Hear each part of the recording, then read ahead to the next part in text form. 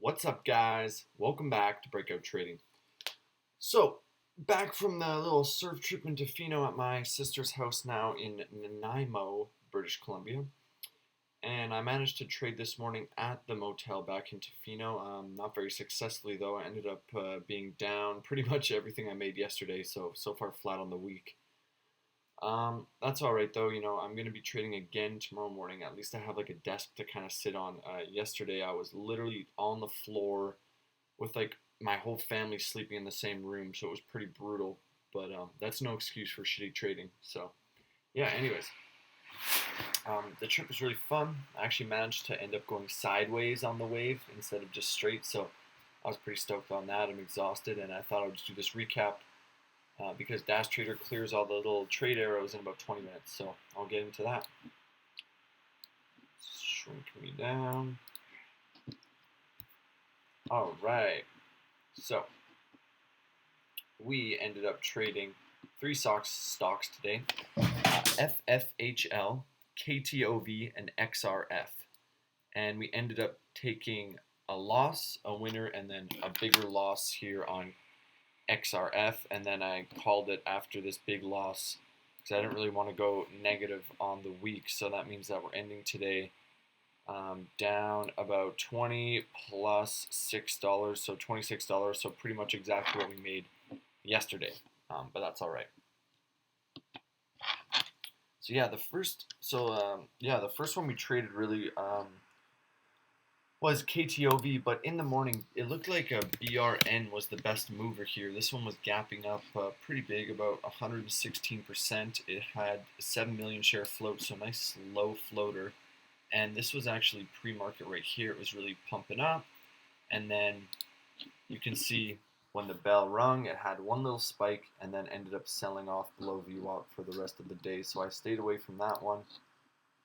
Luckily, didn't get sucked into that at all. And then I ended up taking a trade here on KTOV. The reason I took a trade on this is because you can see this is the pre-market high here. It kind of made like a double top up at $1.22, 23 cents. And, it popped through that pre-market high. It made a high of 350. And then I ended up buying the pullback here, and I did one of those scratch trades that I do.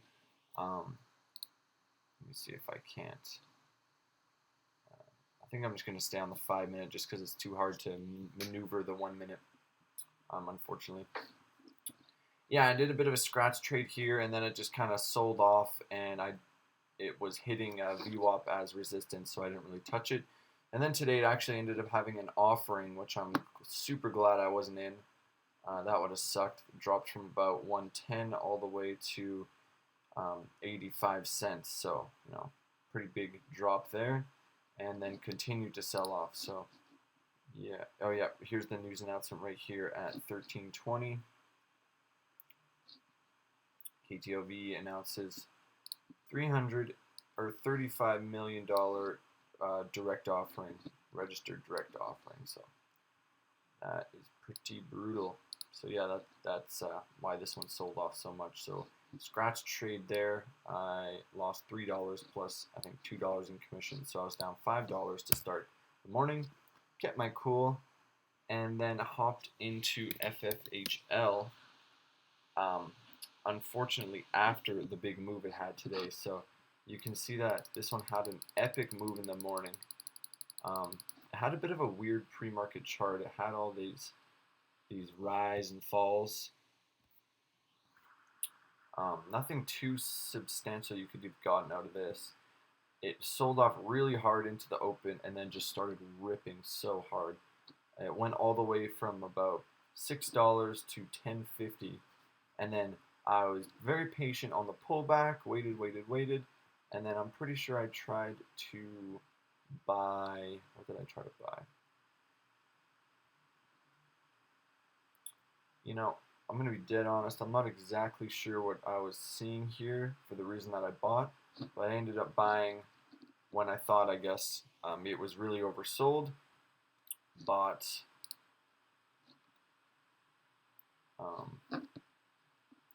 I bought only 20 shares. Oh yeah, I guess it's an $8 stock. Only 20 shares there at 7.94, and I made sure to sell before we hit the VWAP resistance because I knew that'd be pretty big resistance.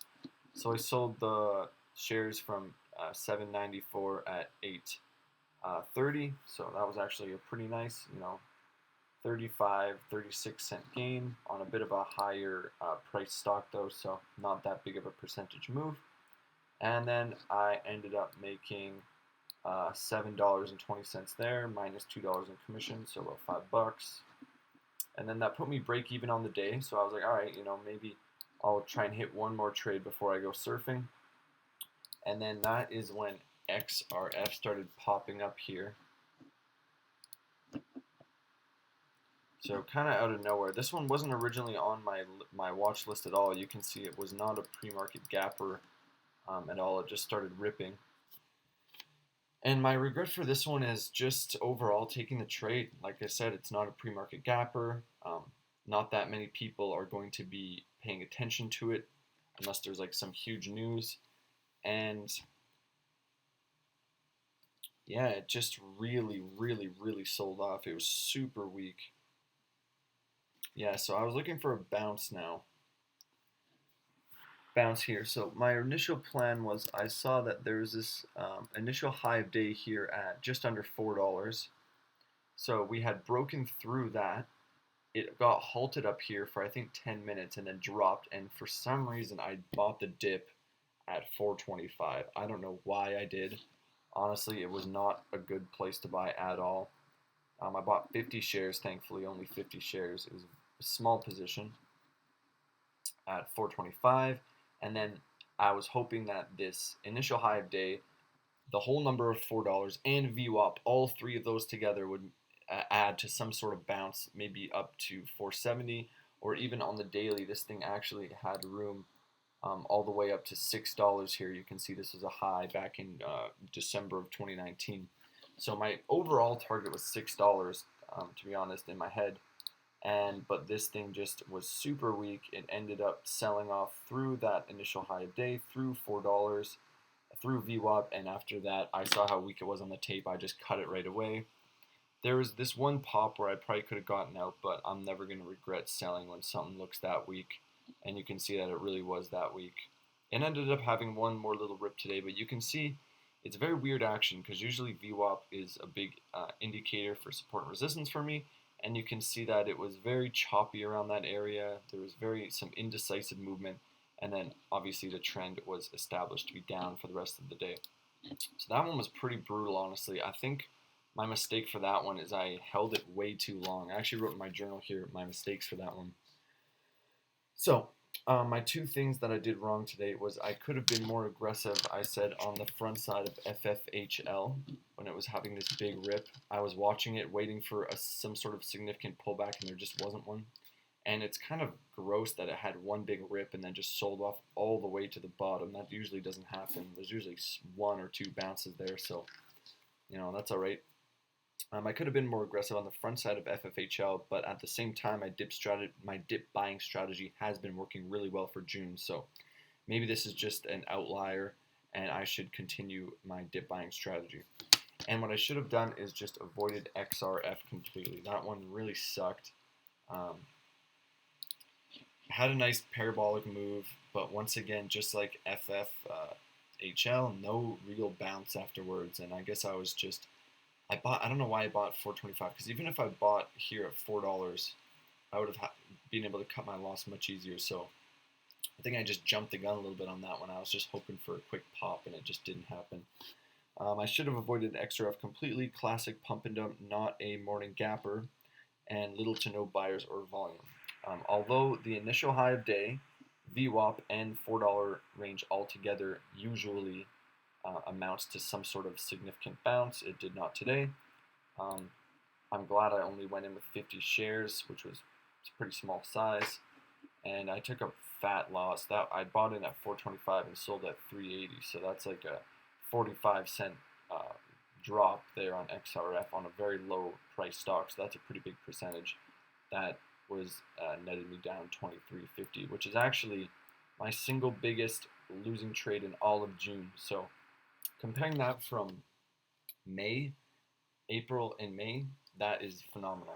So 2350, let's keep that standing as the biggest losing trade in all of June. And yeah, we'll hit it again tomorrow, and maybe tomorrow I'll be a little more cautious because today action was very weird. So tomorrow, A plus setups, small size still, and yeah, just keep doing what I've been doing in June. So that's pretty much it. Thanks for watching. Adios.